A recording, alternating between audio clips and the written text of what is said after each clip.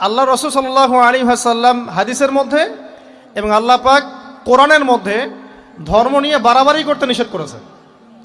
ধর্ম নিয়ে বাড়াবাড়ি করো না, তোমরা নিজেদের ধর্ম পালন করো। তা আমরা নিজের ধর্ম যতটা না পালন করি, অন্যের ধর্মের দিকে আঙ্গুলটা তার চেয়ে বেশি তুলি। আমরা আগে নিজের রিলিজিয়নটাকে ঠিকমতো পালন করি, দেখবেন সমাজ ঠিকই পরিবর্তন হয়ে গেছে ইনশাআল্লাহ। তো আমি একটা ধর্ম পালন করি বলে অন্য ধর্মের মানুষের প্রতি বিদ্বেষ পোষণ করতে হবে বা তাদের উপর ঘৃণার মনোভাব প্রকাশ করতে হবে, এটা আল্লাহ পাক শেখান নাই, তার রাসূল শেখান নাই। আল্লাহ এবং তার রাসূল কি শিখিয়েছেন?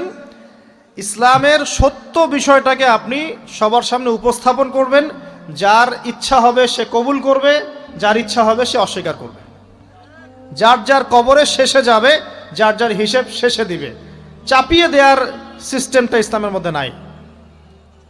এখন আসেন, পরিবারের আপনাকে ফিতনা কিছু বললাম। অর্থনীতির জীবনে যাবেন, ব্যবসা বাণিজ্যের মধ্যে যান, দেখেন বেশিরভাগ কালোবাজারি করছে, সিন্ডিকেট করছে, মজুদদার মাপে কম দিচ্ছে, জনগণকে ঠকাচ্ছে, করছে না? এগুলো পলিটিক্যাল ফিতনা, এগুলো ইকোনমিক্যাল ফিতনা। তারপরে আপনি আরও দেখবেন ইকোনমিক সেক্টরে রিবা ভর্তি, সুদ রিবা মানে কি? সুদ, রিবা দিয়ে ভর্তি। ঘুষ ছাড়া কাজ হচ্ছে না, ঠিক আছে? অন্যের সম্পদ আত্মসাৎ না করলে আমাদের পেটের ভাত হজম হচ্ছে না। তো এই যে দুর্নীতি বলেন, ঘুষ বলেন, রিবা বা সুদ বলেন, হ্যাঁ, তারপরে কালো বাজারি বলেন, কালো টাকা সাদা করার টেন্ডেন্সি বলেন, পাচার বলেন, সবগুলো অর্থনৈতিক ফিতনা। এগুলো হচ্ছে কি? অর্থনৈতিক ফিতনা। আর বিশ্বের ফিতনা তো পরে, ওটা তো বলার অপেক্ষা রাখে না। মানে বিশ্বের সবচেয়ে বড় ফিতনা ছিল দ্বিতীয় বিশ্বযুদ্ধ। তার আগে একটা হয়েছে প্রথম বিশ্বযুদ্ধ, যেখানে প্রায় কয়েক কোটি মানুষ মারা গেছে, আর সেকেন্ড ওয়ার্ল্ড ওয়ারে আরও বেশি মানুষ মারা গেছে। তো এখন বিশ্বকে ঠেলে দেওয়া হচ্ছে একটা থার্ড ওয়ার্ল্ড ওয়ারের দিকে। মানে যে কোনো সময় একটা তৃতীয় বিশ্বযুদ্ধের আশঙ্কা করছেন এখনকার যারা মিলিটারি অ্যাফেয়ার্স নিয়ে পড়াশোনা করেন, ওয়ার্ল্ড অ্যাফেয়ার্স নিয়ে পড়াশোনা করেন, তারা এগুলো বলতে পারবেন ভালো। বিশ্বকে একটা খাদ্য মন্দার দিকে ঠেলে দেওয়া হচ্ছে, বিশ্বকে একটা দুর্ভিক্ষের দিকে ঠেলে দেওয়া হচ্ছে, এবং মহামারীর মধ্য দিয়ে অলরেডি কিন্তু আমাদের বিভিন্ন দেশের ইকোনমিক অবস্থা ভালো না। তার উপরে খাদ্য সংকট, তার উপরে যে বৈশ্বিক যুদ্ধগুলো, আমদানি রপ্তানি বন্ধ হয়ে যাচ্ছে, তেল গ্যাসের দাম বেড়ে যাচ্ছে, জনগণ হাহাকার করছে। এই পলিটিক্যাল গ্লোবাল অ্যাফেয়ার্সের ফিতনা এগুলা। তো আপনাকে এই জন্যই প্রথমে আমি একটা কথা বললাম যে ফিতনাময় একটা পরিবেশে একজন মুমিন যার অন্তর্দৃষ্টি আছে, যে কোরআন এবং সুন্নাহ দিয়ে এই বিশ্বের এই রহস্যগুলো উদ্ঘাটন করতে পারে, সে ভালো থাকতে পারে না। তার মনটা সবসময় কিন্তু মানে ব্যাকুল থাকবে যে কিভাবে এইসব সমস্যা থেকে নিজে উত্তরণের পথ খুঁজতে পারি, আর আমার পরিবারকে বাঁচাতে পারি, আর আমার জনগণকে বাঁচাতে পারি। আর যদি আপনি আত্মকেন্দ্রিক হন, স্বার্থপর হন, তাহলে নিজের চটকায় তেল দিবেন, নিজে ভালো থাকলেই বাপের নাম। তো দেখুন, এই জামানার কথাই নবীজি বলছেন সাল্লাল্লাহু আলাইহি ওয়াসাল্লাম, তোমাদের সামনে এমন একটা যুগ আসছে, নবীজি বলছেন জামানা সাবরিন, কঠিন জামানা, যেই জামানায় ঈমান নিয়ে চলাটা হবে হাতের মধ্যে আগুন নিয়ে চলার মতো। তো নবীজি বলছেন ওই সময়ে, সাহাবী জিজ্ঞাসা করছেন, ইয়া রাসূলুল্লাহ, আমি ওই সময়ে কি করব? ওই সময় আমি কি করব, আমাকে কি পরামর্শ দিচ্ছেন? নবী সাল্লাল্লাহু আলাইহি ওয়াসাল্লাম বলছেন, হে আমর ইবনে আস, তুমি ওই সময় বাড়িতে অবস্থান করো, বাসায় থাকো, বিনা প্রয়োজনে বাড়ির বাইরে এসো না। ওই সময় তুমি নিজের পাপের জন্য আল্লাহর কাছে ক্রন্দন করতে থাকো, বিনা প্রয়োজনে বাড়ির থেকে বের হয়েও না। আর মানুষের সাথে এত বেশি মেলামেশা করো না, নিজে তোমার আমল, তোমার গুনাহ নিয়ে ব্যস্ত থাকো, তোমার পাপের জন্য আল্লাহর কাছে কান্নাকাটি করো, ইনশাল্লাহ তুমি নাজাত পেয়ে যাবে। এটা একটা অপশন, মানে ফিতনাময় পরিবেশে আপনি কিভাবে বাঁচবেন, এটা একটা অপশন। আরেকটা হাদিসে গিয়ে নবী সাল্লাল্লাহু আলাইহি ওয়াসাল্লাম বলছেন যে যখন এমন ফিতনাময় পরিবেশ আসবে, তখন যদি তোমরা এই আমর বিল মারুফ নাহি আনিল মুনকার, সৎ কাজের আদেশ, অসৎ কাজের নিষেধ, আমার সুন্নতের উপর অটল থাকতে পারো, তাহলে তোমরা 50 জন শহীদের নেকি পাবে। সাহাবায়ে কেরাম বলছেন, ইয়া রাসূলুল্লাহ, আমিনহুম আও মিন্না, তাদের মধ্যে 50 জন নাকি আমাদের মধ্যে 50 জন শহীদ? নবী করিম সাল্লাল্লাহু আলাইহি ওয়াসাল্লাম বলছেন, বাল মিনকুম, বরং তোমাদের মধ্যে 50 জন শহীদ। এটা অপশন নাম্বার 2। এক কি বললাম, আপনি নিজেকে নিয়ে ব্যস্ত থাকেন, বাসায় থাকেন, বিনা প্রয়োজনে বাড়ির থেকে বের হবেন না, মানুষের সাথে কম মেলামেশা করেন এবং নিজের পাপের জন্যে আল্লাহর কাছে কান্নাকাটি করেন, নিজের আমল নামা নিয়ে ব্যস্ত থাকেন, ইনশাআল্লাহ নাজাত পাবেন। 2 নাম্বার, যদি আপনার কাছে আরও বেশি যোগ্যতা থাকে এবং আপনি আরও বেশি সাহসী হন এবং আপনি উম্মার, দেশের জনগণের কল্যাণ কামনা করেন, তাহলে অন্যদেরকেও এই ফিতনাময় পরিবেশে টিকে থাকার ফর্মুলা বলে দেন। এখানে সবর করেন, আমর বিল মারুফ নাহি আনিল মুনকারের কাজ করেন, আল্লাহ পাক আপনাকে ইনশাআল্লাহ 50 জন শহীদ সাহাবীর নেকি দিবেন ইনশাআল্লাহ। আরও অপশন আছে। কি অপশন? ওই যে আসহাবুল কাহফ কি করেছিল, একটা ফিতনাময় পরিবেশ থেকে নিজেরা আস্তে করে সরে গিয়েছে। যখন আপনি পরিবেশকে পরিবর্তন করতে আর পারছেন না, দাওয়াত দিয়েও কোনো কাজ হচ্ছে না, মানুষ কথাও শুনছে না, জুলুম নির্যাতন বাড়তেই আছে, টিকে থাকা মুশকিল, তখন তাদের হিসেবের দায়িত্ব আল্লাহর উপর ছেড়ে দেন, আপনি ওখান থেকে ডিসকানেক্টেড হয়ে যান। তো হয়তো আপনার কাছে মনে হচ্ছে না এখন ওই যুগ আসে নাই, কিন্তু আমি আপনাকে বলে দেই যে কোরআন এবং সুন্নাহর চোখ দিয়ে যদি আপনি দেখতে শেখেন এবং বর্তমান বিশ্বের প্রেক্ষাপটটা অ্যানালাইসিস করার যোগ্যতা আপনি অর্জন করেন কোরআন সুন্নাহর চোখ দিয়ে, আপনি বুঝতে পারবেন সেই সময় অনেক আগেই চলে এসেছিল।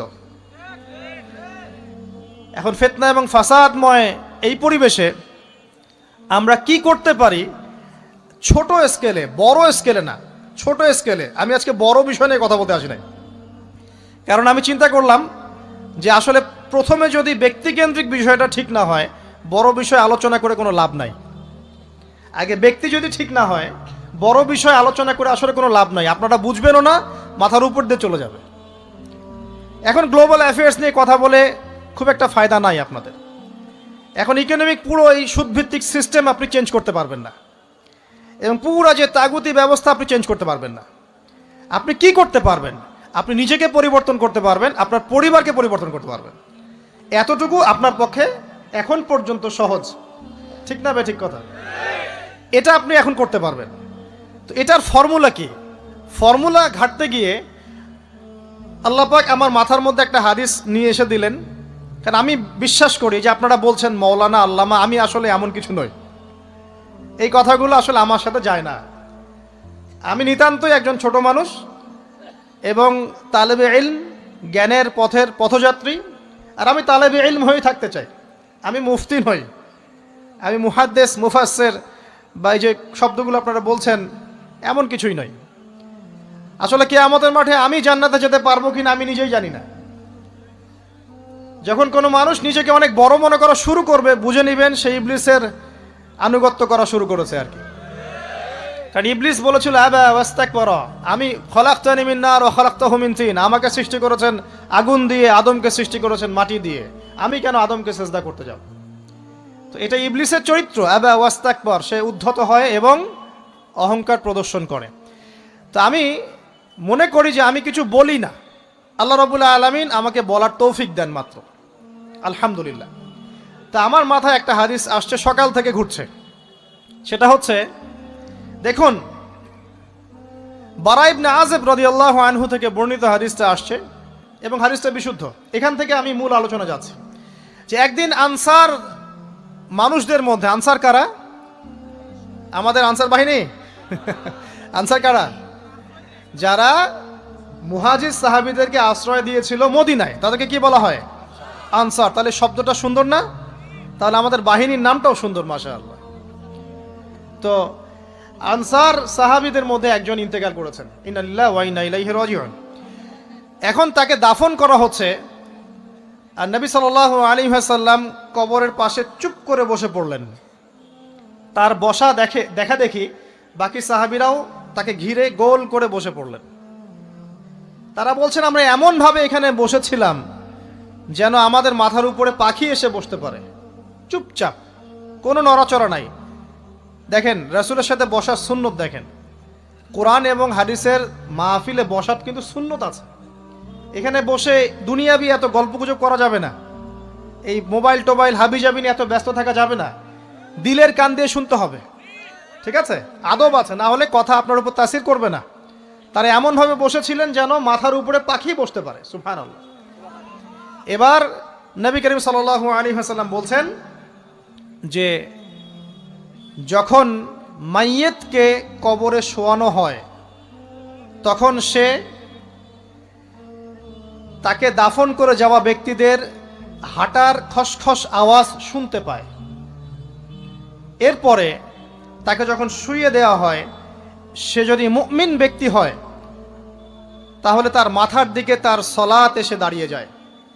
দুনিয়াতে আপনি যে নামাজগুলো পড়েছেন, আমি যে নামাজগুলো পড়ছি, এগুলো মাথার দিকে দাঁড়িয়ে যায়। ডান দিকে চলে আসে তার সওম, সওম মানে কি? রোজা। বাম দিকে চলে আসে যাকাত, যাকাত মানে কি? যাকাতের সাথে তো আমরা পরিচিত নই। আমরা ওই যে রাস্তাঘাটে যে দান খয়রাতগুলো উঠানো হয় এগুলোর সাথে খুব পরিচিত, তাই না? কত টাকা কত পয়সা, কি কি গান করে আর টাকা কালেকশন করে না? অনেক সময় দেখা যায় রাস্তায় যাচ্ছি আমরা গাড়ি নিয়ে, পারলে গাড়ির সামনে এসে হুমড়ি খেয়ে পড়বে টাকা নেওয়ার জন্য। এইভাবে টাকা কালেকশন করতে কে শিখিয়েছে ইসলামে? আর আমরা অনেক সময় ছোট ছোট বাচ্চাদেরকে দিয়ে, মাদ্রাসার ছোট ছোট বাচ্চাদেরকে দিয়ে টাকা কালেকশন করাই। এটা ঠিক না। কেন ঠিক না জানেন? ছোটবেলা থেকেই ওর ব্যক্তিত্ব নষ্ট হচ্ছে। এই হাতটা উত্তম না এই হাতটা উত্তম? উপরের হাত উত্তম, নিচের হাত উত্তম? তো ছোটবেলা থেকে সে নিচের হাতে অভ্যস্ত হচ্ছে। দেখেন, এত টাকা পয়সা কালেকশন করে আমাকে আর একটা স্বতন্ত্র মসজিদ করতেই হবে জরুরি? খুবই জরুরি ছিল। মানুষের কাছে হাত চেয়ে, হাত পেতে রাস্তাঘাটে এরকম করে গাড়ি থামিয়ে, তারপরে কি বলবো, সুর করে গান গেয়ে এত টাকা পয়সা কালেকশন করতেই হবে? মসজিদটা আমাকে টাইলস ফিটিং করতেই হবে? এসি মসজিদ করতেই হবে? আমরা এমনও মসজিদ রংপুরে দেখেছি 10 বছরেও টাকা কালেকশন শেষ হয় নাই। 10 বছর ধরে কালেকশন হচ্ছে। আমি ছোটবেলা থেকে দেখছি কালেকশন হচ্ছে। কি বুঝলেন? তো এগুলো আমাদের ব্যক্তিত্ব নষ্ট করে। মুসলিমরা উপরের হাতের মালিক। সারা বিশ্ব আমরা একসময় চালিয়েছি। এই পশ্চিমা সভ্যতা আমাদেরকে কি শিখায়? সারা বিশ্ব আমরা চালিয়েছি। এই আপনার উমাইয়া খেলাফতের সময়ও কর্ডোভায় আব্দুর রহমানের যে শাসন ছিল, কর্ডোভা, স্পেন, পর্তুগাল, এই পুরো জায়গাগুলো পশ্চিমা বিশ্বের, এগুলো মুসলিমরা শাসন করেছে প্রায় 500-600 বছর। ইতিহাস তো আমরা জানিও না, পড়িও না, ভুলে গেছে। ইতিহাস পড়তে হয়। হিস্ট্রি ঘাটলে দেখবেন রাসূল সাল্লাল্লাহু আলাইহি ওয়াসাল্লামের 23 বছরের নববী যুগ, স্বর্ণযুগ, তারপর আবু বকর সিদ্দিকের খেলাফত, তারপর উমর ইবনুল খাত্তাবের খেলাফত। আবু বকর সিদ্দিকের 2 বছর বা 2.5 বছর, উমর রাদিয়াল্লাহু আনহুর প্রায় 10 বছর, তারপর উসমান রাদিয়াল্লাহু আনহুর 12 বছর, আলী রাদিয়াল্লাহু আনহুর প্রায় 2-2.5 বছর, তারপরে হাসান রাদিয়াল্লাহু আনহু 6 মাস। এরপরে উমাইয়া খেলাফত শুরু হলো মুয়াবিয়া রাদিয়াল্লাহু আনহুর হাতে, প্রায় 20 বছর। উমাইয়ারা শাসন করেছে প্রায় 90 থেকে 100 বছর। তারপর জাব নদীর যুদ্ধে উমাইয়া আব্বাসী ওরা একে অপরের সাথে যুদ্ধ করেছে, করে উমাইয়ারা পরাজিত হয়ে আব্বাসীয়রা ক্ষমতায় গিয়েছে। ক্ষমতায় গিয়ে তারা প্রায় শাসন করেছে প্রায় 550 বছর। এদিকে উমাইয়াদের মধ্যে যারা পরাজিত হয়েছে ওরা চলে গিয়ে কর্ডোভা, আন্দালুসিয়া, ওই দিকে খেলাফত কায়েম করেছে। তারপরে আবার এদিকে ফাতেমি খেলাফত ছিল, উসমানীয় খেলাফত ছিল, তারপরে মিশরে তুলুনি একটা রাজবংশ ছিল, আমাদের সাবকন্টিনেন্টে মোগলরা ছিল, সারা বিশ্বে আমরাই ছিলাম। ইতিহাস তো ভুলে গেছে। তা আমরা সবসময় উপরের হাত ছিলাম, উপরের হাত। আমরা দিতাম, মানুষ নিত। আর এখন কি হচ্ছে? আমরা এখানে আমরা চাই, মানুষ দেয়। আর ওরা কি আর এমনি দেয়? ওরা চড়া সুদ দিবে না? ওয়ার্ল্ড ব্যাংকে যান লোন নিতে, চড়া সুদ। মানে এই সুদ শোধ করতে গিয়ে বিভিন্ন দেশ শ্রীলঙ্কা হয়ে যাচ্ছে।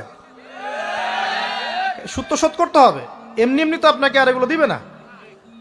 তো এই সুদটা শোধ করতে গিয়ে আমাদের জিনিসপত্রের দাম বেড়ে যাবে, তারপরে দেখবেন জনগণের উপর কর বেড়ে যাবে, অনেক প্রবলেম। আর এই প্রবলেমগুলো ফেস করতে হবে কি কারণে? রিবা বা সুদের কারণে। তো এই যে বলছি, দেখেন ছোটবেলা থেকেই যে আমরা নিচের হাতে অভ্যস্ত হচ্ছি, এটা ত্যাগ করতে হবে। ব্যক্তিত্বের পরিচয় দেন। এত টাকা পয়সা চেয়ে প্রতিষ্ঠান করার দরকার নাই। আমার জমি আছে 1 বিঘা, আমি প্রতিষ্ঠান করবো ইনশাআল্লাহ। আপনার 2 বিঘা আপনি করেন, যার সামর্থ্য আছে সে করবে, সামর্থ্য নেই করার দরকার নাই। আর একটা মসজিদ যদি কবুল হয়, একটা মসজিদ একটা জেলার জন্য যথেষ্ট। একটা মসজিদে নববী থেকে নবী সাল্লাল্লাহু আলাইহি ওয়াসাল্লাম সারা দুনিয়া শাসন করেছে। আর আমাদের তো কোটি কোটি মসজিদ, কোটি কোটি মসজিদ বাংলাদেশে। এই যুগের কথাও নবীজি বলেছেন, যে যুগে মসজিদগুলো চাকচিক্যময় হবে, মসজিদগুলো কি হবে? চাকচিক্যময় হবে, হেদায়েত উঠে যাবে এবং মসজিদের মধ্যে শোরগোল হট্টগোল বেড়ে যাবে। দেখেন না মসজিদে হট্টগোল বেড়ে গেছে না? এটা সেই যুগ। তো যেটা বলছিলাম প্রিয় ভাইরা, যে নিচের হাতে অভ্যস্ত না, উপরের হাতে অভ্যস্ত হতে হবে। এই কারণে এই যে একটা হাদিসের কথা শুরু করলাম, যে আনসার সাহাবী কারা ছিল? যারা মুহাজির সাহাবীদেরকে আশ্রয় দিয়েছে। এখন এই সাহাবীদের মধ্যে একজন ইন্তেকাল করেছে, তার লাশ যখন রাখা হচ্ছে তখন নবীজি বলছেন মাথার দিকে মাইয়েতের আসে কি? সলাত। সলাত মানে কি? নামাজ। 5 ওয়াক্ত নামাজ আজকে থেকে ছাড়বেন? ওয়াদা করেন আজকে থেকে 5 ওয়াক্ত নামাজ ছাড়বো না ইনশাআল্লাহ। একটা হাদিস খালি বলি, মান তারাকা সালাতান মুতাআম্মিদান ফাকাদ কাফারা, মান তারাকা সালাতান মুতাআম্মিদান ফাকাদ কাফারা। আবার শোনেন, قال رسول الله صلى الله عليه وسلم من ترك صلاة متعمدا فقد كفر। আর মুয়াজ বিন জাবাল রাদিয়াল্লাহু আনহু কে নবীজি বলেছেন মান তারাকা সালাতা মুতাআম্মিদান ফাকাদ বারিয়াত মিন জিম্মাতিল্লাহ। যে ব্যক্তি নিজের উপর ফরজ নামাজ ছেড়ে দিল সে কুফরি করলো, সে কুফরি করলো, সে কুফরি করলো। মুয়াজ বিন জাবালকে নবী সাল্লাল্লাহু আলাইহি ওয়াসাল্লাম বলছেন যে ব্যক্তি ফরজ নামাজ ইচ্ছা করে ছেড়ে দিল সে ব্যক্তি আল্লাহর জিম্মা থেকে মুক্ত হয়ে গেল। নামাজ ছাড়বেন প্রিয় ভাই? 5 ওয়াক্ত নামাজ জামাতের সাথে ইনশাআল্লাহ। আল্লাহ আমাকে তৌফিক দেখ, আপনাদের সবাইকে তৌফিক দান করুন, আমিন। জামাত যদি না পান একা পড়ে নেবেন, ঠিক আছে? যদি ঘুমিয়ে থাকেন ঘুম থেকে উঠে পড়বেন, ভুলে গেছেন যখন মনে হবে তখন পড়বেন। অজু করার পানি নাই, কি করবেন?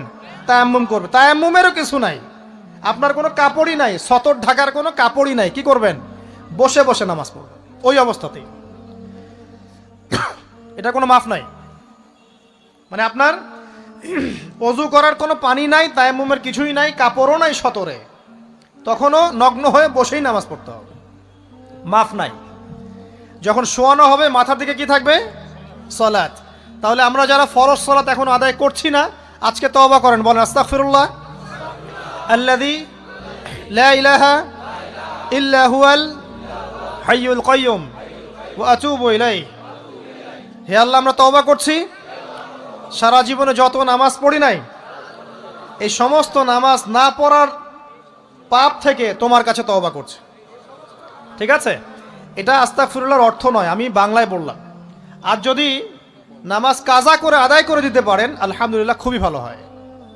যদি নাও পারেন তাও এখন থেকে আর কোনো নামাজ বাদ দিয়েন না, আর বেশি বেশি নফল নামাজ পড়ার চেষ্টা করেন। আল্লাহ পাক তৌফিক এনায়েত করুন। আসুন, তারপরে ডান দিকে কি? সওম। সওম মানে কি? রোজা। রমজান মাসে রোজা রাখি সবাই তো মাশাআল্লাহ, আলহামদুলিল্লাহ। রমজান মাসে সওম রাখার পাশাপাশি বেশি বেশি নফল সওম রাখার ব্যাপারে অভ্যস্ত হওয়ার চেষ্টা করতে হবে। সবচেয়ে সেরা সওমগুলো হচ্ছে মাসের 3 দিন, আইয়ামে বীজের সওম, চাঁদের 13, 14 এবং 15 তারিখ। আর সপ্তাহে 2 দিন, সেটা হলো বৃহস্পতিবার এবং কি? সোমবার। আল্লাহ পাক তৌফিক দান করুন, আমিন। এছাড়া আরাফার সওম আছে, আশুরার সওম আছে, ঠিক আছে? জিলহজ মাসের প্রথম 10 দিন রাখতে পারেন, ইত্যাদি। এবার বাম দিকে কি? যাকাত। যেটা বলছিলাম যাকাতের সাথে আমরা খুব একটা পরিচিত নই, অথচ যাকাত একটা ফরজ ইবাদত। কেউ যদি নামাজ এবং যাকাতের মধ্যে পার্থক্য করে সে ব্যক্তি কাফের হয়ে যাবে। কেউ যদি মনে করে নামাজ আমি মানি যাকাত আমি মানি না, তাহলে কাফের হয়ে যাবে। নিসাব পরিমাণ সম্পদ হলে প্রত্যেক মুসলিমের উপর যাকাত ফরজ, ঠিক আছে? এবং এই যাকাতই হচ্ছে আপনার ইসলামিক অর্থনীতির মূল ভিত্তি। কিভাবে জানেন?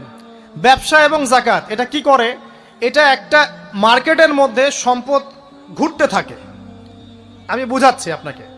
মনে করেন আপনি ব্যবসা করছেন এবং যাকাত দিচ্ছেন। যাকাত কারা দিবে? যারা যাকাতের নিসাব পরিমাণ সম্পত্তি রাখে, মানে কিছুটা ধনী তারা। তো তারা ব্যবসা করছে মাশাআল্লাহ। ব্যবসা যখন করে ব্যবসায় কি থাকে? লাভ থাকে, লস থাকে, লাভ থাকে, লস থাকে। লাভও হতে পারে আপনার, লসও হতে পারে। আর সুদে কি শুধু লাভ, লস আছে? লস নাই। পার্থক্য বোঝেন। এখন ব্যবসা যখন আপনি করবেন, এই টাকা বা মূল যে ক্যাপিটাল যেটা বলে অর্থনীতির ভাষায়, এটা মার্কেটের মধ্যে সার্কুলেট করতে থাকবে। আজকে আপনি ধনী, লাভ করেছেন, কালকে লস করবেন, এই ধন আরেকজনের হাতে চলে যাবে। সে আবার ব্যবসা করছে, সে লাভ করলে সম্পদ তার হাতে থাকলো, লস করলে আরেকজনের হাতে। মানে এই মানিটা, ক্যাপিটাল যেটা, এটা মার্কেটের মধ্যে ঘুরতে থাকে। আজকে কেউ ধনী, কালকে কেউ ধনী, আজকে কেউ ফকির, কালকে কেউ ধনী, এভাবে। এখানে আল্লাহ পাক যাকে ইচ্ছা হয় ধন দেন, যাকে ইচ্ছা হয় দরিদ্র করেন। এটা আল্লাহ পাক নিয়ন্ত্রণ করেন। আবার এর মধ্যে যারা ধনী হবে তারা আবার জাকাত দিবে। কাকে জাকাত দিবে? যে গরিব তাকে। এই কারণে অর্থনৈতিক সাম্য থাকবে এবং টাকা, ক্যাপিটাল মার্কেটে সার্কুলেট করতে থাকবে। এটা হচ্ছে ইসলামিক ইকোনমিক্স। বুঝাতে পারছি না মনে হয়। আর রিবায় কি হবে? রিবায় কোনো লসের চান্স নাই। মানে এখানে ধনী আরও ধনী হতে থাকবে, গরিব আরও গরিব হতে থাকবে, প্লাস জাকাতও দিবে না। তখন সমাজের একটা অংশ অনেক ধনী হবে, আর একটা অংশ একদম মাটিতে পড়ে যাবে, কোনো ব্যালেন্স হবে না। এই কারণে বিশ্বের একটা অংশ, ওই বিশ্বের একটা বড় অংশ যারা সুদখোর, যেখান থেকে সুদ এসেছে, ওইটা আস্তে আস্তে ধনী হয়ে গেছে এবং বিশ্বের বহু কান্ট্রি আস্তে আস্তে দারিদ্র্য সীমার নিচে চলে আসছে। এটা শুধু ব্যক্তির ক্ষেত্রেই নয়, এটা সমাজের ক্ষেত্রেই নয়, পুরো বিশ্বেটা হচ্ছে। তো এই হলো রিবা এবং ব্যবসা ভিত্তিক, জাকাত ভিত্তিক ইকোনমিক সিস্টেমের পার্থক্য, বেসিক ডিফারেন্স। রিবার মধ্যে আল্লাহ পাক তার হাত উঠিয়ে নেন, আল্লাহ পাক সেখানে আর ইন্টারফেয়ার করেন না। ঠিক আছে, সুদ খাচ্ছ, তুমি তোমার মতো চলো এখন। আর ব্যবসা ভিত্তিক ইকোনমিক্স চললে আল্লাহ পাক সেখানে কাউকে ধন দিবেন, কারো কাছ থেকে নেবেন। আপনার ধন নিয়ে আমাকে দিবেন, আমার ধন নিয়ে আপনাকে দিবেন। আর আমি যদি ধনী হই, আমি আবার জাকাত দিব, সেই জাকাতের টাকা আবার আপনার হাতে যাবে, কেউ না খেয়ে মরবে না। তো সামনে এই যে বলা হচ্ছে 2023 সাল, শুধু 23 সাল না, আমার অবজারভেশন 2026-27 পর্যন্ত একটা অর্থনৈতিক মন্দা চলতে পারে। বলবে কিছু কিছু লোক যে ভবিষ্যৎবাণী করতেছে, আবার এটা ভবিষ্যৎবাণী নয়। আপনি বর্তমান সম্পর্কে খবর রাখেন না বলেই বর্তমানকে আপনার ভবিষ্যৎ মনে হচ্ছে। আমাদের অনারেবল মিনিস্টার যারা আছেন ওদেরকে জিজ্ঞাসা করেন, তাদেরকে জিজ্ঞাসা করেন, তারাও বলছেন যে 2023 সাল থেকে 26 সাল খাদ্য মন্দার মধ্যে যাবে। দেখেন নাই? তারা এই কথা বলছেন কারণ তারা বুঝতে পারছেন ওয়ার্ল্ডের অবস্থা ভালো না। এখানে একটা সলিউশন বলছি, ইচ্ছা হলে আপনি গ্রহণ করতে পারেন, ইচ্ছা হলে নাও করতে পারেন। আমার তো চাপিয়ে দেওয়ার কোনো ক্ষমতা নাই। ফাযাক্কির ইন্নামা আনতা মুযাক্কির, আপনি শুধু উপদেশদাতা। লাস্তা আলাইহিম বিমুসাইতির, আপনি কারো প্রতি দারোগা নন। কি উপদেশ? এই যে জাকাত, যেটা জাকাত, আমাদের জাকাত যেটা আছে, এটাকে একটু বড় পরিসরে কালেক্ট করার চেষ্টা করতে হবে। করে যদি আমরা সুষ্ঠু বন্টন করতে পারি গরিবদের মাঝখানে, ইনশাআল্লাহ কেউ খাদ্য অভাবে মারা যাবে না ইনশাআল্লাহ। আল্লাহ পাক আমাদেরকে বোঝার তৌফিক দান করুন। এর পাশাপাশি তারা যেটা বলেছেন, ইকোনমিক সেকশনের লিডার যারা আছেন তারা যেটা বলছেন এটা ঠিক বলছেন। তারা বলছেন কৃষিভিত্তিক অর্থনীতির কথা বলছেন, এটার সাথে আমি 100% একমত। কারণ আল্লাহ পাকের কোরআন, এই কোরআনের মধ্যে বেশিরভাগ যে অর্থনীতির কথা এসেছে তা হচ্ছে কৃষিভিত্তিক অর্থনীতি। এটা কি জানেন? হয়তো জানেন না। কোরআনে যত ইকোনমিক সিস্টেমের কথা আসছে তার মধ্যে সবচেয়ে বেশি এসেছে কৃষিভিত্তিক অর্থনীতির কথা, তারপর ব্যবসা এবং জাকাত। অতএব তারা ঠিকই বলেছেন, দেশের যারা ইকোনমিক সেকশনে গবেষণা করছেন তারা ঠিক কথাই বলেছেন যে কৃষিভিত্তিক অর্থনীতি হচ্ছে আমাদের অর্থনৈতিক মন্দা দূর করার অন্যতম উপায়। ঠিক বলেছেন, আমি একমত। তো জাকাত যেটা কথা বলছিলাম, বাম দিকে জাকাত আসবে, তো জাকাত আমরা দিব তো ইনশাল্লাহ ভাই। যাদের, শোনেন, বাংলাদেশে এমন অনেক শিল্পপতি আছে যাদের একজনের জাকাতের টাকা দিয়ে একটা গ্রাম চলতে পারে। আর জাকাতের টাকা কিন্তু শুধু এক বছরে আসবে না, প্রতি বছরেই ঘুরে ঘুরে আসবে। মনে করেন যে আপনাদের এলাকার মধ্যে অনেক বিত্তশালী আছেন, আমি দোয়া করি মন থেকে আল্লাহ পাক বিত্তশালীদের অন্তরটাকে নরম করে দিক এবং ওসমান রাদিয়াল্লাহু আনহুর মতো দানশীল করে দিক। আমরা দোয়া করি, আমরা কারো খারাপ চাবো, সবার জন্য হেদায়েতের দোয়া করব। টাকা থাকতে তো সমস্যা নাই, কিন্তু টাকা থেকে যদি উসমান রাদিয়াল্লাহু আনহু হতে না পারলাম তাহলে সমস্যা। টাকা থাকতে কোনো সমস্যা নাই, ধন আপনাকে আল্লাহ দিতেই পারেন। এই ধনটাকে উসমান গনি রাদিয়াল্লাহু আনহুর মতো আল্লাহর পথে বিতরণ করে দেন, ইনশাআল্লাহ আল্লাহ পাক আপনাকে জান্নাতুল ফেরদৌস দান করবেন ইনশাআল্লাহ। তো অনুরোধ থাকবে, দেখেন আপনারা যদি একটা এলাকার জাকাত কালেক্ট করতে পারেন, মনে করেন কথার কথা এখানে কিছু মেয়ে আছে যারা খারাপ পথে পা বাড়িয়েছে, আমার কথা বুঝতে পারছেন? আচ্ছা, এরকম পল্লী অনেক জায়গায় আছে না? এক বছরের জাকাতের টাকা দিয়ে সমস্ত যৌনপল্লীর মেয়েদেরকে কাজ দেওয়া সম্ভব, কর্মে আনা সম্ভব। ওদেরকে কাজের ব্যবস্থা করে দেন, ওরা কখনোই এই সেক্স ওয়ার্কারের কাজ করবে না ইনশাআল্লাহ। কোনো মেয়েই এই কাজ করতে চায় না আমার মতে। কোনো মেয়েই চায় না যে ইজ্জত বিক্রি করে খাবো, কোনো মেয়ে চাবে? কখনো চাবে না। ওকে আপনি ভালো কাজের ব্যবস্থা করে দেন, এই জাকাতের টাকা দিয়ে, দেখবেন ইনশাআল্লাহ সে ওই খারাপ পথ ছেড়ে দিয়েছে। অনেক দেখবেন দরিদ্র মানুষ আছে যে পড়াশোনা করার কোনো সুযোগ নাই, টাকা পয়সা নাই, পড়াশোনা করতে চায় কিন্তু টাকা পয়সা নাই, দিনের জ্ঞান অর্জন করতে চায়, দেশকে কিছু দিতে চায়, টাকা নাই। তাকে আমরা হেল্প করতে পারি না? পারি। অনেক মানুষ আছে মাদক দ্রব্য বিক্রি করছে, তাকে বুঝান, দিনের হেদায়েত দেন যে ভাই আমি তোমাকে আরো ভালো চাকরি দিব, ভালো ব্যবসা দিব, তুমি ছাড়বা কিনা? বলবো আমি ছেড়ে দেবো ইনশাআল্লাহ। বুঝালে ছেড়ে দেবে ইনশাআল্লাহ। তো এই যে মেগা প্রজেক্ট যেটা কথা বলি আমরা, আত্ম উন্নয়নমূলক বলেন, যুব উন্নয়নমূলক বলেন, বা কান্ট্রি ডেভেলপমেন্টের কথা বলেন, এখানে জাকাত একটা বড় শক্তি হতে পারে। তবে এটাকে সুষ্ঠুভাবে কালেক্ট করতে হবে এবং জাকাতের যে 8টা খাত আছে এই খাতগুলোতে সুষ্ঠুভাবে বন্টন করতে হবে। অমুসলিমদেরকেও জাকাত দেওয়া যায়, জানেন? অমুসলিম যদি কেউ থাকে, দরিদ্র, তাকেও জাকাত দিয়ে সহযোগিতা করা যায়। আমরা সহযোগিতা করি না বলেই তো ওই যে পশ্চিম থেকে লোকজন এসে সহযোগিতা করে খ্রিস্টান বানাচ্ছে এখন সবাইকে। আরো বাড়বে দিন দিন, দেখেন। আমরা তো সহযোগিতা করছি না। আপনার পাশে আপনার প্রতিবেশী না খেয়ে মারা যাচ্ছে, আপনি যাচ্ছেন না। এখন তো অন্য কেউ এসে যদি সাপোর্ট করে, ও তো তার দলেই ভিড়বে তখন, স্বাভাবিক। এটাই হচ্ছে এখন। আল্লাহ বোঝার তৌফিক দান করুক আমাদেরকে। বাম দিকে মাইয়াতের থাকবে কি ভাই? যাকাত। তারপরে পায়ের দিকে চলে আসবে তার আত্মীয়তার সম্পর্ক রক্ষার ইবাদত, তার এই যে অন্যান্য দান সদকা, তার নফল আমল, তার তাসবিহ তাহলিল, তার কোরআন তেলাওয়াত ইত্যাদি পায়ের দিকে চলে আসবে। এখানে একটা হাদিস এসেছে, সূরাতুল মুলক যে ব্যক্তি রাতের বেলা তেলাওয়াত করবে, কোন সূরা ভাই? তাবারাকাল্লাযী বিয়াদিহিল মুলক ওয়া হুয়া আলা কুল্লি শাইইন কাদির। এই সূরা যে ব্যক্তি রাতের বেলা করে তেলাওয়াত করবে, ইনশাআল্লাহ সূরা মুলকও কবরে তার সাথে থাকবে এবং কবর আযাব থেকে সূরা মুলক তাকে বাঁচাবে ইনশাআল্লাহ। আমি বুঝাচ্ছি যে কি অবস্থাটা হবে। এবার দুজন ফেরেশতা মাথার দিক থেকে আসবেন, আসতে চাইবেন, সালাত বলবে এখান দিয়ে আসা যাবে না, এদিক দিয়ে আসা যাবে না। ডান দিক দিয়ে আসতে চাইবেন, এদিক দিয়ে আসা যাবে না। বাম দিক দিয়ে আসতে চাইবেন, যাকাত বলবে এদিক দিয়ে আসা যাবে না। পায়ের দিক দিয়ে আসতে চাইবেন, আমলগুলো বলবে এদিক দিয়ে আসা যাবে না। তখন যাই হোক, তারা আসবেন। এটা তাদের, এটা কথা কি? এটা কথাটা হচ্ছে যে সলাতের গুরুত্ব, মানে সে সলাত আদায় করেছে, সে আমার হক আদায় করেছে, আমি তার পক্ষে আছি, এটা পক্ষে বোঝাচ্ছে। রোজা বলবে আমি ওর পক্ষে আছি, তাকে আপনি কোনো শাস্তি দিবেন না, আমি তার পক্ষে আছি। আপনারা দুজন তাকে শাস্তি দিবেন না, আমি যাকাত তার পক্ষে আছি, এটা পক্ষে থাকার কথা। তারপরেও তারা আসবেন, চোখগুলো হবে নীল এবং কালো বর্ণ, নীলাপ চোখের, কালো। মুনকার নাকি উঠে বসিয়ে দেওয়া হবে। এবার 3টা প্রশ্ন। প্রথমে প্রশ্ন হচ্ছে কি?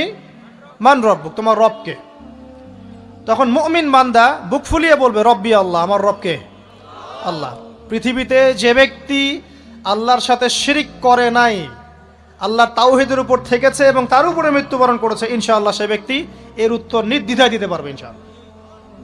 আর দুনিয়াতে যে বা যারাই আল্লাহর সাথে শিরিক করবে, আল্লাহর সাথে শিরকের পাবে লিপ্ত হবে, ওই অবস্থায় মারা যাবে, তাওহীদের উপর থাকবে না, কোশ্চিনকালেও মান রব্বুক উত্তর দিতে পারবে না।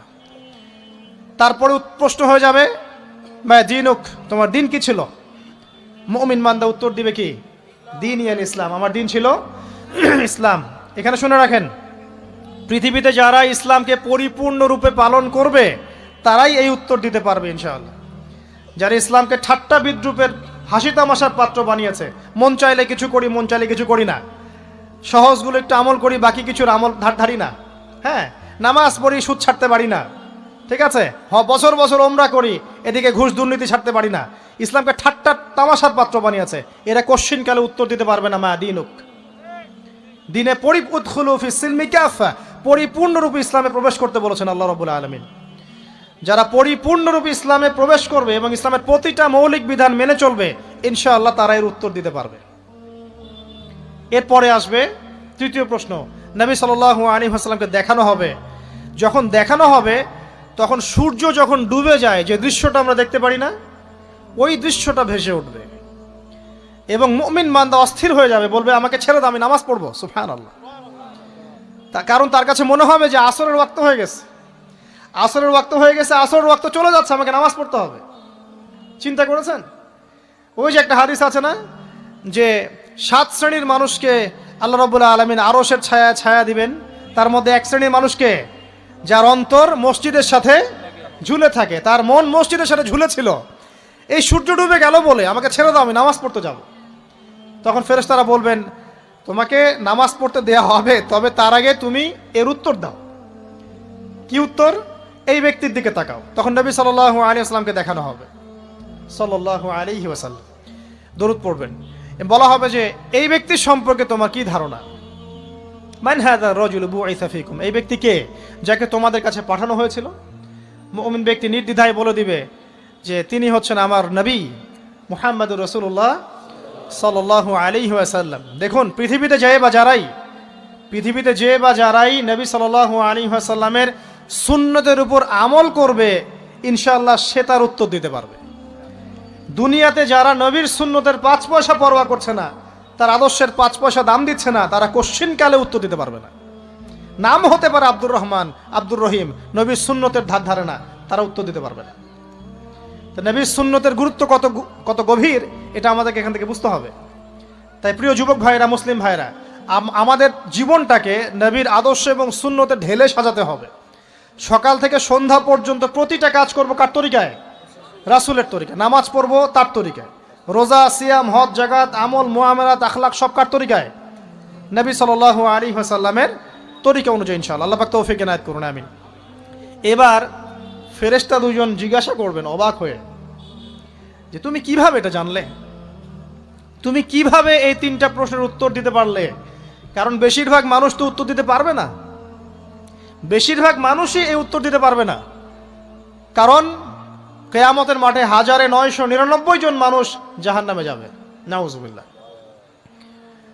তো এটা কঠিন পরীক্ষা। আল্লাহ রাসূল সাল্লাল্লাহু আলাইহি ওয়াসাল্লাম বলেছেন যে নিশ্চয়ই তোমাদেরকে এখানে পরীক্ষায় ফেলা হবে, আর তোমরা যদি এই পরীক্ষা জেনে তোমাদের মৃতদেরকে দাফন করা থেকে বিরত না থাকতে, তাহলে আমি তোমাদেরকে শুনিয়ে দিতাম কবরে কেমন পরীক্ষা হয়। মানে যদি আমরা শুনতে পারতাম যে কবরে কেমন পরীক্ষা হয়, আমরা ভয়ে আমাদের মৃতদেরকে দাফন পর্যন্ত করতাম না। এটা নবীজি বলছেন সাল্লাল্লাহু আলাইহি ওয়াসাল্লাম। তাকে জিজ্ঞাসা করা হবে যে তুমি কিভাবে জানলে এটা? বেশিরভাগ মানুষ তো পারে না উত্তর দিতে। তখন সেই ব্যক্তি বলে বসবে, সেই ব্যক্তি বলবে যে করাতু কিতাব আল্লাহ, আমি আল্লাহর কিতাব এই কোরআন পড়েছি। মুমিন বলবে আমি আল্লাহর কোরআন পড়েছি, ফাআমানতু বিহি, আমি এর উপর ঈমান এনেছিলাম, ওয়া সাদ্দাকতু, এবং সত্যায়ন করেছিলাম। সুবহানাল্লাহ। অতএব দুনিয়াতে যারা দিনের জ্ঞান অর্জন করছে না, কোরআন পড়ছে না, হাদিস পড়ছে না, পড়াশোনার চেষ্টা করছে না, জানার চেষ্টা করছে না, কবরে পাওয়া ডিফিকাল্ট আছে। এটা একটা অন্যতম প্রশ্ন। আমরা কিন্তু মনে করি 3টা প্রশ্ন হচ্ছে, আসলে প্রশ্ন হচ্ছে কয়টা? 4টা। 3টার পরে আরো একটা এক্সট্রা। কিভাবে জানলে? তখন উত্তর দিচ্ছে আমি আল্লাহর কিতাব পড়েছি, ঈমান এনেছি, সত্যায়ন করেছি। সুবহানাল্লাহ। নবী সাল্লাল্লাহু আলাইহি ওয়াসাল্লাম হাদিসের পরের অংশে বলছেন যে যখন কাফের বান্দাকে উঠানো হবে, তখন ডানেও কিছু নাই, বামেও কিছু নাই, সামনে পিছনে কিচ্ছু নাই। মাথার দিক থেকে ফেরেশতারা চলে আসবেন, উঠিয়ে বসানো হবে, প্রশ্ন করা হবে কে তোমার রব? একটাই উত্তর, লা আদরি, আমি জানি না। নাউজুবিল্লাহ। কি তোমার দিন? লা আদরি, আমি জানি না। এই যে আল্লাহর তো খবর নাই, আল্লাহ পাকের বিধান মেনে চলার কোনো খবরই নাই, পরোয়াই নাই। সে জানবে কিভাবে ইসলাম কি জিনিস? সে জানবে কিভাবে আল্লাহ কি জিনিস? ও তো আল্লাহকে চিনেই না। দিব্যি বলে বেড়াচ্ছে মহাবিশ্ব সৃষ্টি হয়েছে বিগ ব্যাং থেকে, আল্লাহ বলে কেউ নাই। মানুষ সৃষ্টি হয়েছে বান্দর থেকে, নাউজুবিল্লাহ। ওই যে ডারউইনের মতবাদ। মানুষ তো আল্লাহকে চিনছে না, এখনো মানুষ মনে করছে যে আল্লাহ বলতে কেউ নাই। এবং এই মুক্ত চিন্তার নামে, বাক স্বাধীনতার নামে নাস্তিকতার যে চর্চাটা বেড়েছে বাংলায়, এটা আশঙ্কাজনক। বড় বড় বিশ্ববিদ্যালয় থেকে পড়ে আসছে, অনেক সময় দেখলাম বড় বিশ্ববিদ্যালয়ের প্রফেসর, সে বলছে যে মহাবিশ্ব বিগ ব্যাং দিয়ে সৃষ্টি হয়েছে, সৃষ্টিকর্তা নাই এখানে কোনো। তো মুসলিম বিজ্ঞানীর একটা কথা বলতেন যে মানুষ বিজ্ঞান সম্পর্কে অল্প জানলে নাস্তিক হয়ে যায়, আর অনেক গভীর জ্ঞান অর্জন করলে আল্লাহর কাছে আত্মসমর্পণ করে। খেয়াল করে দেখবেন ডক্টর, ইঞ্জিনিয়ার যারা বড় বড় লেভেলে চলে গেছেন, অনেক সিনিয়র, তারা কিন্তু বেশিরভাগ নামাজি দেখবেন, নামাজ পড়ে, দান সৎকার করে, সমাজ কল্যাণমূলক কাজ করে, তারা কিন্তু রোগীর সেবা করতে গেলেও বলে যে নামাজ পড়িয়েন, রোজা রাখিয়েন, তারা কিন্তু বলে। অনেক ডক্টর আমি দেখেছি এমন, যারা যত বেশি গবেষণা করে তারা তত বেশি আস্তিক হয়ে যায়। আর টুটাফাটা গবেষণা করলে নাস্তিক হয়ে যাবেন। কত প্রশ্ন, ইসলামের এটা কেন, ওইটা কেন, ইসলামে বহুবিবাহ কেন, হ্যাঁ ইসলামে কি পর্দার বিধান কেন, তারপর ইসলামে এত রেস্ট্রিকশনস, এত বাইন্ডিংস কেন, হ্যাঁ স্বাধীনতা নাই কেন, কত প্রশ্ন। ইসলামের এগেনস্টে কত তীর এখন ছোড়া হচ্ছে। তো এই ব্যক্তি কেমন করে উত্তর দিবে যে মাহাদিনুক, তোমার দিন কি? আল্লাহর দিকে কত প্রশ্ন ছোড়া হচ্ছে, কত শিরকের পাপ আমরা করছি, অনেক সময় মুসলিম হয়েও শিরকের পাপ করছে। কিভাবে উত্তর দিবে মান রব্বক? 3 নাম্বার প্রশ্ন যখন করা হবে, এই ব্যক্তিকে দেখো দেখি, সে বলবে যে আমি জানি না এই ব্যক্তিকে, তবে শুনেছিলাম, মানুষের মুখে শুনেছিলাম, মানুষ যা বলতো আমি তাই বলতাম। মানে সে রাসূল সাল্লাল্লাহু আলাইহি ওয়াসাল্লামের নাম শুনেছিল হয়তোবা, কিন্তু তার সুন্নত বা আদর্শ কখনো মেনে চলে নাই, পারলো না। এবার জান্নাতি ব্যক্তি হলে কি হতো? ওই যে সূর্য ডুবছিল যেখানে, তার দৃষ্টির সীমা পর্যন্ত কবরকে প্রশস্ত করে দেয়া হতো, এবং জান্নাতের একটা দরজা তার কবরে খুলে দেয়া হতো।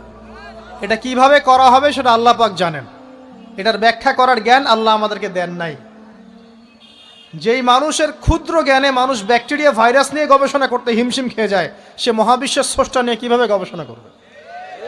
আল্লাহ পাকের অসীম জ্ঞানের সামনে আমার জ্ঞান কি? খুবই ক্ষুদ্র। একটা হাদিসে এসেছে বুখারী শরীফের মধ্যে, যে একটা মহাসমুদ্রের মধ্যে যদি একটা পাখি 1 ফোঁটা পানি উঠিয়ে নিয়ে যায়, ওই 1 ফোঁটা পানি হচ্ছে মহাবিশ্বের জ্ঞান, আর বাকি পুরো মহাসাগর হচ্ছে আল্লাহ পাকের জ্ঞান। তো আমরা এই ক্ষুদ্র জ্ঞানের মানুষ হয়ে আল্লাহর জ্ঞানকে কেমন করে পেনিট্রেট করতে পারি? তো আল্লাহ পাক জান্নাতের দরজাগুলো খুলে দিবেন, একটা দরজা খুলে দিবেন, সেখান থেকে বাতাস আসবে, সে জান্নাতের নাজ নেয়ামত উপভোগ করতে থাকবে, এবং তার রূহটাকে সবুজ রঙের পাখির আকৃতিতে জান্নাতে রেখে দেওয়া হবে। ইল্লিন মানে ওখানে জান্নাতের নিয়ামত সে পাবে। এটাকে বলা হয় দারুল বারজাখ বা বারজাখের জীবন। জীবন অনেকগুলো, একটা ছিল রুহের জগৎ। রুহের জগতে আমরা সবাই ছিলাম। শোনেন, রুহের জগতে যার সাথে যার বন্ধুত্ব ভালোবাসা গভীর ছিল, দুনিয়াতে তার সাথে তার ভালোবাসা বেশি। এটা হয়তো জানেন না, জানতেন হাদিসটা? রুহের জগতে যদি কখনো আপনার সাথে আমার দেখা হয়ে থাকে, দুনিয়াতে আপনার সাথে আমার দেখা হবে ইনশাআল্লাহ। রুহের জগতে যদি আপনার আমার মধ্যে ঘনিষ্ঠ ভালোবাসা থেকে থাকে, এখানেও ভালোবাসা হয়ে যাবে ইনশাআল্লাহ। এটা বলে আমি আবার তোমাদের বয়ফ্রেন্ড গার্লফ্রেন্ড ভালোবাসা বুঝাই নাই, ওই ভালোবাসার কথা বলি নাই। আবার রুহের জগতে বিদ্বেষ, এখানেও দেখবেন বিদ্বেষ। ওটা একটা জগৎ ছিল যেখানে আল্লাহ পাক সমস্ত আদম সন্তানকে সৃষ্টি করে তাদের রুহটাকে রেখেছিলেন, এবং ওয়াদা নিয়েছেন। কি ওয়াদা? আল্লাহ পাক বলেছিলেন আলাস্তু বিরব্বিকুম, সূরা আরাফের 182 নম্বর আয়াত পড়ে দেখবেন, 182 নম্বর আয়াত। আল্লাহ পাক বলেছিলেন যে আমি ওয়াদা নিয়েছিলাম, আলাস্তু বিরব্বিকুম, আমি কি তোমাদের রব নই? আমরা সবাই বলেছিলাম বেলা ইয়া রব্বি, অবশ্যই আপনি আমাদের রব। দুনিয়াতে এসে আমরা ভুলে গেছি। এই ভুলে যাওয়াটা মনে করায় দেওয়ার জন্যই আল্লাহ পাক আসমানে কিতাব নাজিল করেন, নবী রাসূল পাঠান, আমাদের কান পর্যন্ত ইসলামের দাওয়াত পৌঁছে দেন, যাতে আমরা মনে করতে পারি। এবার আসেন রুহের জগতের পর আসলাম এই যে দুনিয়ার জগৎ, দারুদ দুনিয়া। দুনিয়ার মধ্যে আছি হয়তো 50, 60, 70, 100 বছর হাইয়েস্ট। এরপর যাবে দারুল বারজাখ, বারজাখের জগৎ। পাপী ব্যক্তি হলে জাহান্নামের দরজা খুলে দেওয়া হবে, আর জাহান্নামের সে আযাব ভোগ করতে থাকবে, এবং পুণ্যবান ব্যক্তি হলে জান্নাতের দরজা খুলে দেওয়া হবে, এবং এর নাজ নেয়ামত সে ভোগ করতে থাকবে। তখন তাকে বলা হবে এটা জান্নাতের সেই জায়গা যেখানে তুমি থাকবে। এটা দেখার সাথে সাথে, শোনার সাথে সাথে তার যে খুশি উৎফুল্লতা আরো অনেক বেড়ে যাবে। এবং সে কি করবে জানেন? সে পৃথিবীতে ফিরে আসতে চাইবে। সে বলবে আমাকে আমার পরিবারবর্গকে জানাতে দেন, আমাকে আমার পরিবারবর্গকে জানাতে দেন যে আমি ভালো আছি। তখন ফেরেশতারা তাকে বলবেন যে এটা সম্ভব না, তোমার এবং তাদের মাঝে দারুল বারজাখ আছে, তুমি এটা ভেদ করে যেতে পারবে না। তখন তার আত্মাটাকে ইল্লিনে দেওয়া হবে, একটা সবুজ পাখির আকৃতিতে জান্নাতে ঘুরে বেড়াবে ইনশাআল্লাহ। আর যদি জাহান্নামী হয়, তাহলে যে বললাম দরজা খুলে যাবে, জাহান্নামের মর্মান্তিক আযাব তার দিকে আসতে থাকবে, কবর সংকুচিত হয়ে আসবে, এমনভাবে যাতে তার বাম পাজর ডান পাজরের ভিতরে এইভাবে ঢুকে যাবে, নাউজুবিল্লাহ। এবং এই আযাব চলতে থাকবে ইলা ইয়াউমি ইউবআসুন, পুনরুত্থানের দিন পর্যন্ত। এখন এই যে হাদিসটা আপনারা শুনলেন, এই হাদিসটা ব্যক্তিকেন্দ্রিক নয় কি? এখানে তিনটা বিষয় আপনাকে ফোকাস করতে হবে আমাদেরকে। এক, তাওহীদ, আল্লাহ পাকের তাওহীদ। দুই, রিসালাত, রাসূলুল্লাহ সাল্লাল্লাহু আলাইহি ওয়াসাল্লামের রিসালাত। এবং আখিরাত, পরকাল। এই তিনটা বিষয় খুব স্বল্প কথায় বলছি। দেখুন, তাওহীদ কি? আল্লাহ পাকের একত্ববাদ। এক আল্লাহকে আপনি সৃষ্টিকর্তা মানবেন, রিজিক দাতা মানবেন, পালনকর্তা মানবেন, সন্তান দাতা, ভালো মন্দের মালিক, সমস্ত কিছুর মালিক কে? আল্লাহ।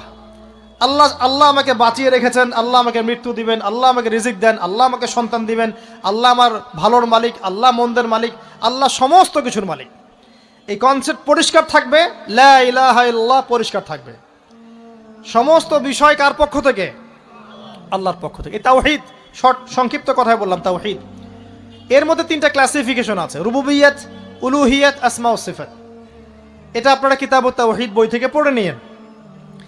সংক্ষেপে বলে দেই, রুবুবিয়্যাত আল্লাহ পাকের সমস্ত বিষয়গুলো তার দিকে সম্বন্ধ করা, সৃষ্টিকর্তা, পালনকর্তা, রিজিক দাতা সবকে আল্লাহ। উলুহিয়্যাত কি?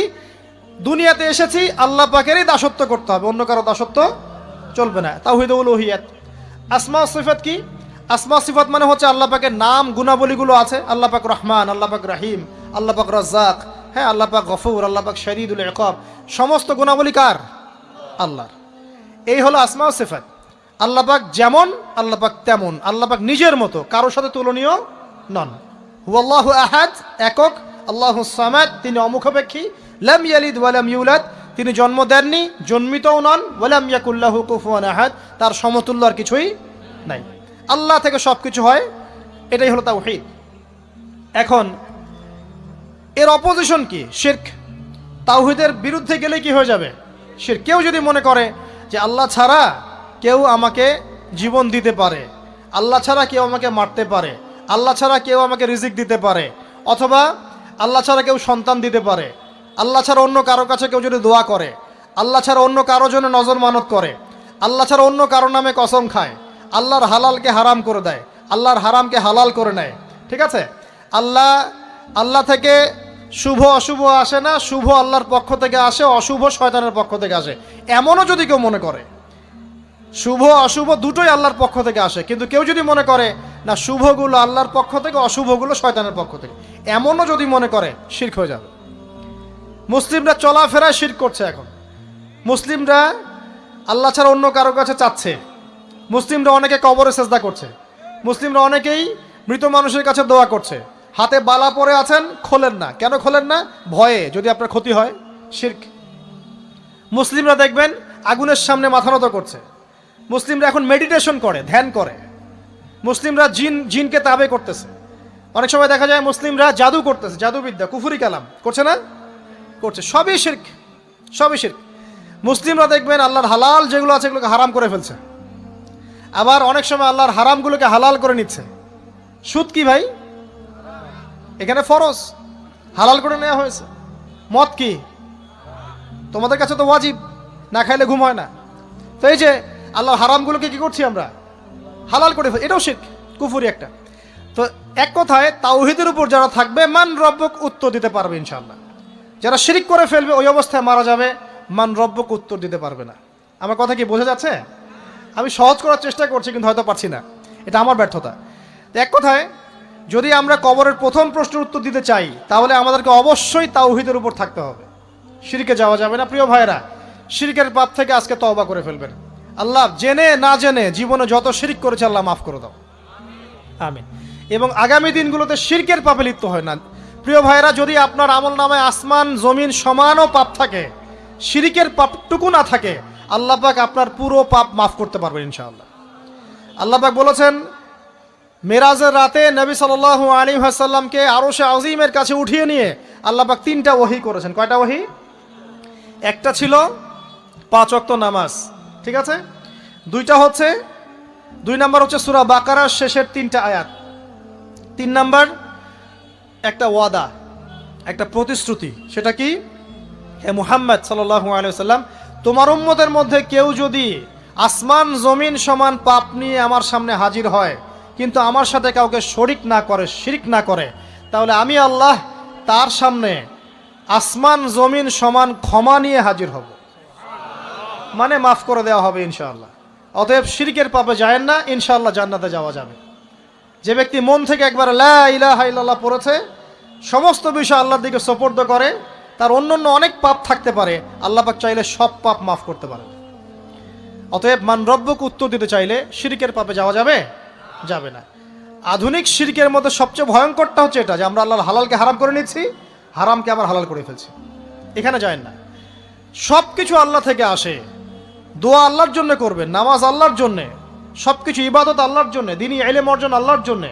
প্রতিটা কাজের করার আগে নিয়াত ফিক্স করবেন, কেন করব, পরকালীন স্বার্থ থাকলে করব, না হলে করব না। কেন তুমি টিকটকে যাবা না, কারণ পরকালীন কোনো স্বার্থ নাই। কেন তুমি ফ্রি মিক্সিং অ্যাফেয়ার্সে যাবা না, কারণ পরকালীন কোনো স্বার্থ নাই। কেন মদ খাবা না, পরকালীন কোনো স্বার্থ নাই। কেন মিউজিকে যাচ্ছ না, কারণ পরকালীন কোনো স্বার্থ নাই। কেন তুমি এই যে সুদ খাবা না, কারণ পরকালীন কোনো স্বার্থ নাই। যে কাজে পরকালীন কোনো স্বার্থ নাই, সে কাজে কোনো মুমিন মুসলিম নাই। কেন নামাজ পড়বো, কারণ পরকালীন স্বার্থ আছে। কেন রোজা রাখবো, পরকালীন স্বার্থ আছে। কেন আমি হালাল বিয়ে করব, হারাম জেনায় যাব না, পরকালের স্বার্থ আছে। কেন আমি জাকাত দিব, ব্যবসা করব, সুদ খাবো না, কারণ পরকালের স্বার্থ আছে। কেন ইসলামের দাওয়াত দিব, পরকালের স্বার্থ আছে। কেন হাদিস প্রচার করব, কারণ পরকালের স্বার্থ আছে। ইসলামের জন্য সবর করব কেন, পরকালের স্বার্থ আছে। পরকালের স্বার্থ যেখানে, মুসলিম সেখানে। পরকালীন স্বার্থ নাই, আমরা নাই। প্রত্যেকটা কাজ করার আগে নিয়াতটা ফিক্স করতে হবে, পরকালের কোনো স্বার্থ আছে। যদি বলে হ্যাঁ আছে, তাহলে করবেন। স্বার্থ নাই, আমি নাই। কোনো ফুজুল কি বাত বা ফাহেসা কোনো কাজ, এসব কাজে আমরা নাই, বিকজ এগুলোতে কোনো পরকালীন স্বার্থ নাই। ব্যাস, আমাদের জীবনের প্রতিটা মোমেন্ট, প্রতিটা সেকেন্ড আল্লাহর দেয়া দান। আমি নিজের ইচ্ছা মতো এটাকে অপব্যয় করতে পারি না। হ্যাঁ, আপনি মিউজিক শুনতে চান, আপনি সং পছন্দ করেন, আপনি নাশিদ শোনেন, ইসলামিক নাশিদ শোনেন, ওখানে আপনার ইমান একটু দীপ্ত হবে, পরকালীন স্বার্থ আছে। আপনি নিজে দমন করতে পারছেন না, হালালভাবে বিয়ে করে নেন। বিয়ে করার পর আপনি যত ইচ্ছা স্ত্রীকে মহব্বত করেন, প্রত্যেকটা মহব্বতে নেকি পাবেন। এমনকি স্ত্রীর দিকে নেক নজরে তাকাবেন, তাতেও নাকি। তার মুখে খাবার তুলে দেবেন, তাতেও নাকি। তার হাত ধরে হাঁটবেন, তাতেও নাকি। তাকে নিয়ে রাত্রে চাঁদ দেখবেন, তাতেও নাকি। আপনি আপনার নিয়তটাকে চেঞ্জ করেন, কাজের ডাইরেকশন চেঞ্জ করেন। পরকালের স্বার্থ থাকলে করবো, না হলে করবো না। আপনি পছন্দ করেন ঘুরে বেড়াতে, আল্লাহর দিনের দায়ী হয়ে ঘুরে বেড়ান না, সমস্যা কি। আল্লাহর জমিন ঘুরে দেখেন, এইসব অবান্তর কাজে লিপ্ত না থাকে আল্লাহ পাকের নিদর্শনগুলো ঘুরে দেখেন, আপনার ইমান বাড়বে ইনশাআল্লাহ। আপনার সংস্কৃতি ভালো লাগে, ইসলামিক সংস্কৃতি মেনে চলেন। আপনি কবিতা লিখতে ভালোবাসেন, ইসলামিক কোনো কবিতা লেখেন। আপনি উপন্যাস পড়তে ভালোবাসেন, ইসলামিক কোনো উপন্যাস পড়েন। আমি বলছি না এগুলোর বাইরে কোনো পড়াশোনা করা যাবে না, এমনটা আমি কিন্তু বলছি না। আমি বলছি আপনি আপনার পুরো কাজটাকে আগে ফিক্স করবেন, পরকালের কোনো স্বার্থ আছে কি নাই। যদি হ্যাঁ দেখা যায় হ্যাঁ পরকালের স্বার্থ ঠিক আছে, অবশ্যই করেন, কোনো সমস্যা নেই। আল্লাহ পাক বোঝার তৌফিক দান করুন।